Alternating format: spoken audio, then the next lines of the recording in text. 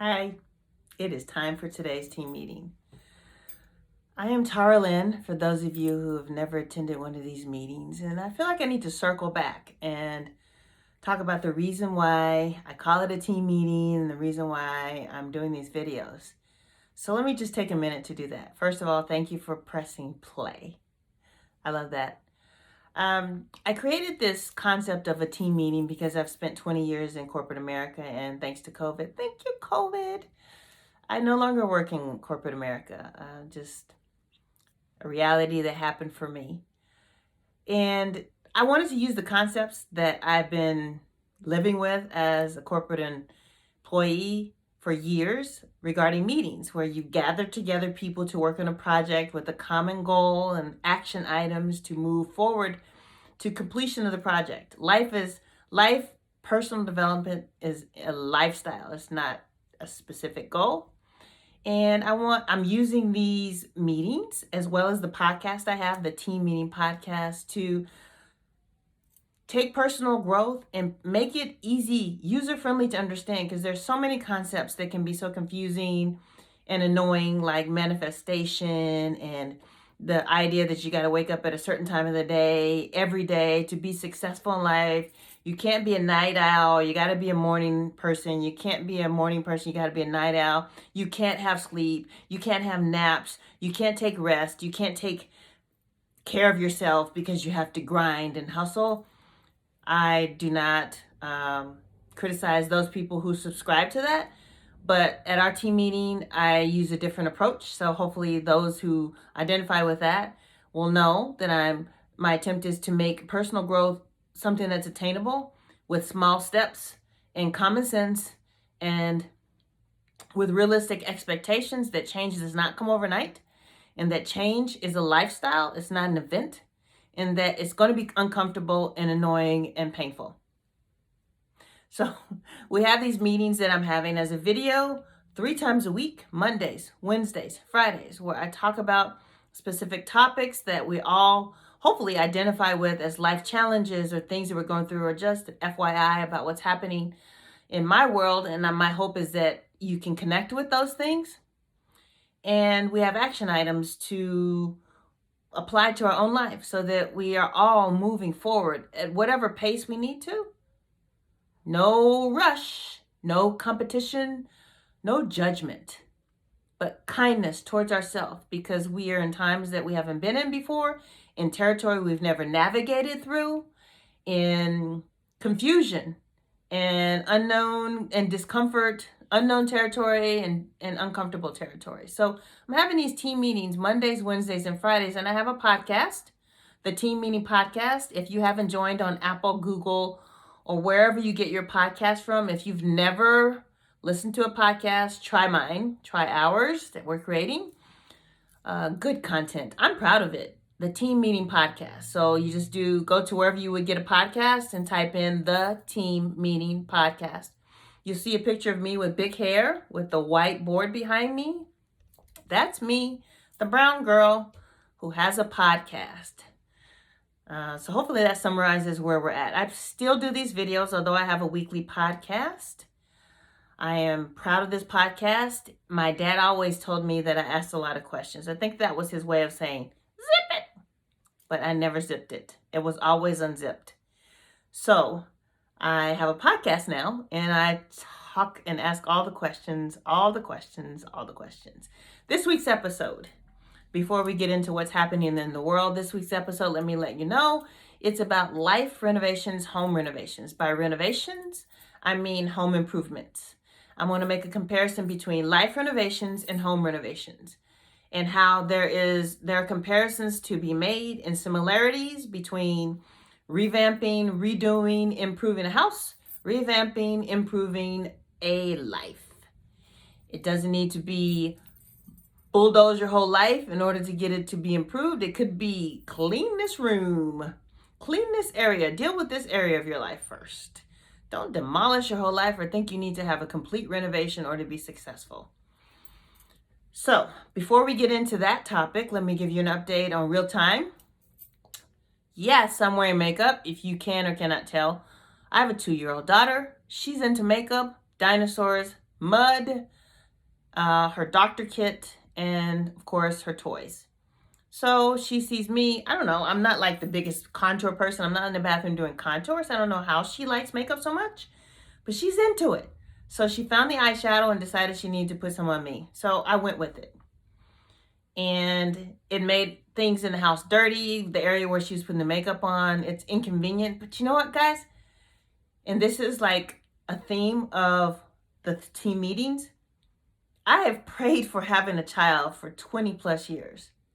So for me to be annoyed because my daughter's putting makeup in my eyes would be ridiculous. I have prayed for this moment.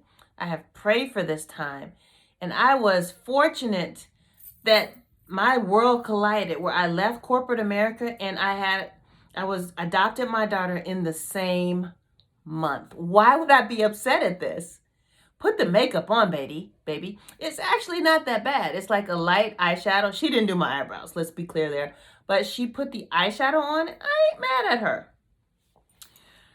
I'm not going to let her put lipstick on. We're not there yet. But yeah, and she has a little eyeshadow on now as she eats her snack before I give her a bath right after this. I pray for this. I accept all the inconveniences that come with it. So this is hopefully a connect with someone out there who's wanted something. Now you have it and you're tempted to say, oh, this is inconvenient. Oh, this is annoying me. You prayed for this. Shift your thinking. Get right into gratefulness, and that's going to make you overwhelmed with gratitude at the fact that you actually have what you've been wanting for a long time. You take the good and the bad with it. Next thing, I just wanted to I was just thinking about stories to tell. I like to tell stories before we start our meeting. And one story I want to tell is that I used to date a guy with a 6-pack. Yeah. In his trunk. Yes, he used to have a 6-pack of beer when he picked me up. We're dating in LA. This is a long time ago. I'm not currently dating him. I don't know where he is, and I forgot his name. I forget the names of so many people that I had little flings or dates with. I'm horrible. Anyway, he used to, when he picked me up for my dates when I was living and spending the summer in California, he used to have a 6-pack of beer in his glove compartment. And when we took off, he would ask me to hand him a beer. And I handed it to him. Yeah. Anyway, we no longer date. Now, I would maybe give him a pass if it was during COVID, because who's not living out of their car? Having dinner in the parking lot of a Target, pulling over on the side of the road to watch Netflix, doing whatever it takes to have some sanity outside of your home and your walls, and knowing that you're trying to stay safe and stay out of heavily populated places. So I could maybe understand if he had something in his car during COVID, but this was not COVID. I hope he's well. Let's get into it. Life renovations, home renovations. So let me first talk about some comparisons and then some insights I have from a book that I'm reading called Chop Wood, Carry Water. So when you think about home renovations, and this is an episode that's coming out on the podcast this week, so subscribe, number one. And if you like what you're hearing, make a review or write a review. And here's why it's important, because the more reviews that I have from people who actually are benefiting from the podcast, then the more people will join our community and we will help more people, because I'm listening to what you tell me that you want to hear and what you want us to talk about. I'm talking about it. I want to hear from you. If you're connecting with what I'm saying, it'll get more people who can benefit from what we're doing here. Is creating a community of people who talk about personal growth in a very easy, user-friendly way and keep it real. Unlike the meetings that you have via Zoom or in your office and the actions in those meetings that don't get done, we commit to do our actions and we commit to not wasting time. Life renovations, home renovations.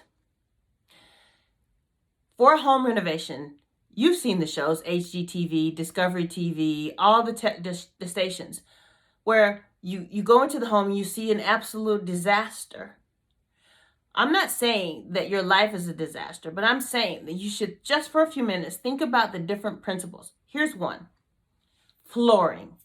They often go into a home that needs work and decide that they need to do better. They need better flooring. What is flooring? Flooring is what you stand on for your life. Flooring is what you base that gives you your footing. That gives you your stability. So in a home, they give you new floor if it's creaky, if it's not appropriate, if it's scratchy, if it's just outdated. Is your flooring outdated in your life? Are you standing on something that doesn't represent you?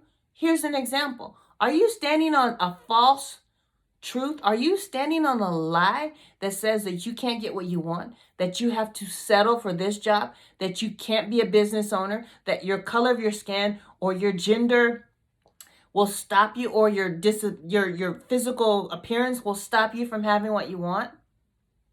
Does your flooring need to be changed? Do you need updated flooring? Is it creaky? Are there holes in your floor?